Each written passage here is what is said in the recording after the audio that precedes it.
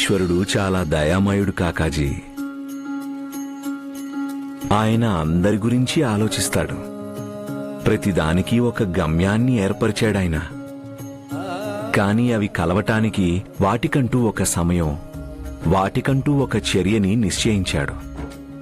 సులక్షణ జీవితంలో కూడా ఆ సమయం తప్పక వస్తుంది. మీరు శ్రద్ధ ఇంకా సబూరితో ఉండండి చాలు.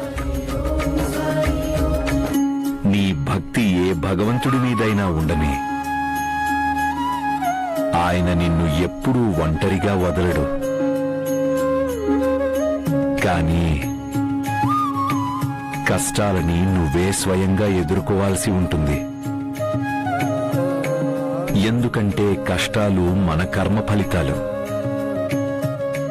వాటిని మనం అందరం అనుభవించక తప్పదు.